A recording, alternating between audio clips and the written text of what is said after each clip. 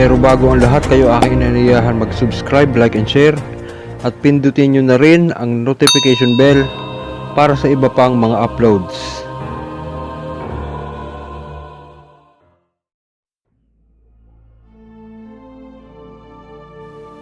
Basag ng Sator.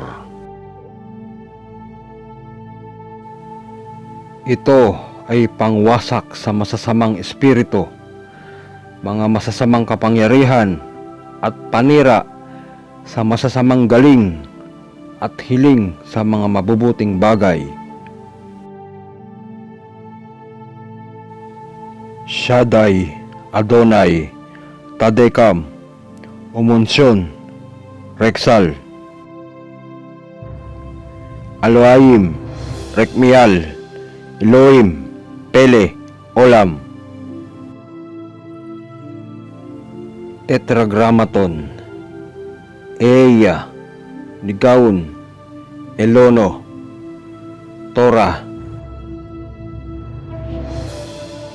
Obela, Pantiomel, Eliam, Ropiel, Agla,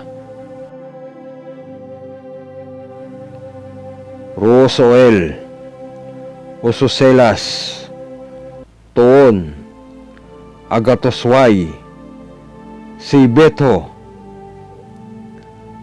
at sunod na usalin ang susi.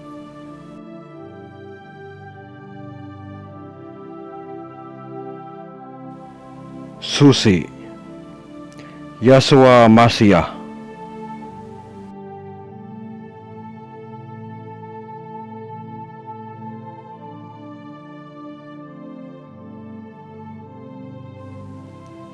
Upang magamit pangontra sa mga masasamang espiritu, ay pumili lamang ng 5 sa mga basag na ito at iusal sa isip ng 3 beses, saka iihip sa tuktok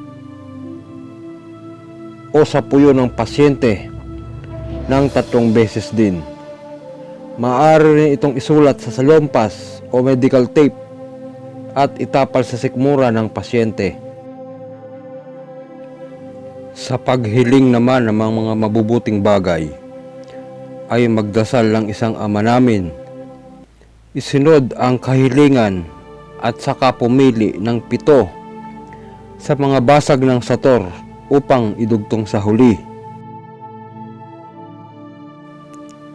Sa mabigatang laban sa panggagamot, ay maaaring gamitin ang 25 na basag ng Bibliato ng Sator. Saka isunod ang susi upang kumalas na ng tuluyan ang masasamang espiritu sa katawan ng may sakit. Ito ay usalin at iihip sa tuktok o puyo ng pasyente.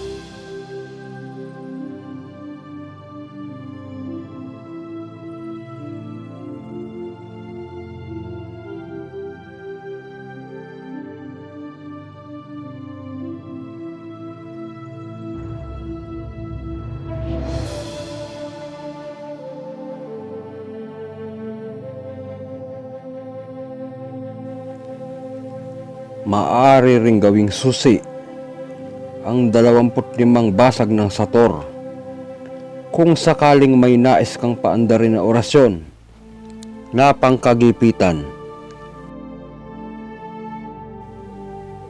Maaari rin itong ibasag sa talisman ng Sator upang mas higit na tumapang at bumagsik ang bisa ng iyong tangan.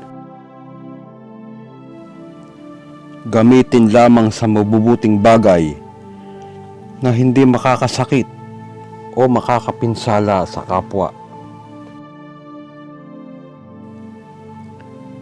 Maaari rin itong idasal upang makontra ang kulam, mga barang o masasamang mga espiritu kung nakikipagkumbate sa mga ito.